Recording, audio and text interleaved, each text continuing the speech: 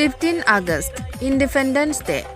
आप सभी से निवेदन है कि आप सभी अपने अपने घरों पर तिरंगा फहराए। 15 आगस्ट भारत उदांस्रि सान फैलायगौ।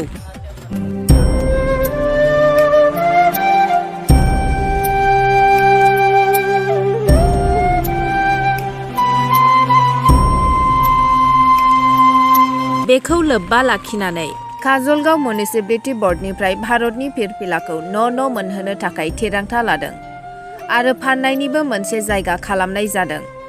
बे भारतारि फिरफिलाखौ कजलग म्युनिसिपालिटी बर्डनि फिसा ब्रान्चआव मोननाय जागोन।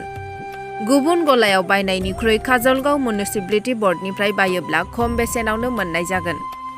75 भारत उदांस्रिखौ फालिनो थाखाय नरेन्द्र मोदी आरो आसामनि गिबि मन्थ्रि डक्टर हिमन्त बिश्व शर्मानि बिथोन बादि बे खामानिखौ मावनो लादों होननानै कजलग म्युनिसिपालिटी बर्डनि सासे दैदेनगिरिया बुङो। फै बिदिब्ला बिथाङा मा फोरमायखो नायनानै लानि।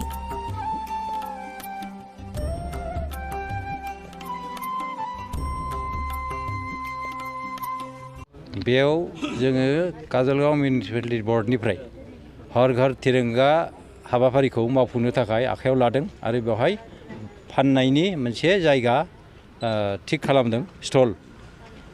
दा सेंट्रेल गभर्नमेन्ट मानिजाथाव नरेन्द्र मोदी प्रधानमन्त्री नरेन्द्र मोदी तथा स्टेट गभर्नमेन्टनि मानिजाथाव हिमन्त बिश्व शर्मानि बिथोन बायदि जोङो हर घर तिरंगा भारतनि 75 स्वाधीनता उदांस्रि दिवसखौ पालन खालामनो थाखाय जेरै जोंखौ थिनहरनाय जादों बा जेरै फोसावनाय जादों जों बिदि हाबाफारिखौ मावफुंनो थाखाय आगबारिदों। दासिमबो जोङो आसा खालामदों जोंनि म्युनिसिपालिटी बर्डनि आन्डाराव 6000सो न'खर आरो दखान दङ। गासिबनिबो न'खराव आरो दखाननि मोखाङाव बे बाराव नैबे तिरंगा झन्डाखौ उरायहोनाय जागोन।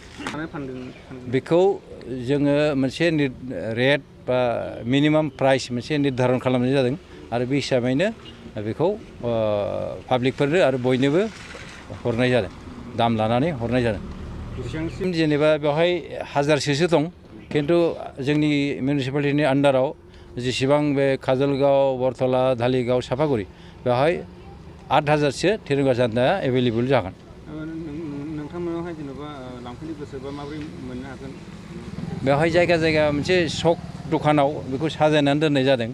धालिगावआव 2-3सो पइन्ट दङ, ओमफ्राय काजलगावआवबो बिदिनो कयेकटा पइन्ट दङ। प्रत्येक माने एबाराव ओरैबायदि मोनसे एनकारेज खालामनाय जाहाथे जेराव फिरफिलाखौ मोनो बेयाव मोनसे सिम्बल बा माबा मा होनो ओरै गायनानै खानानै बेनार खानानै जाहाथे बेखौ फाननायाव आरो बायनायाव मोननायाव हेफाजाब होयो बेबायदि मोनसे बेबस्था दोननाय जादों।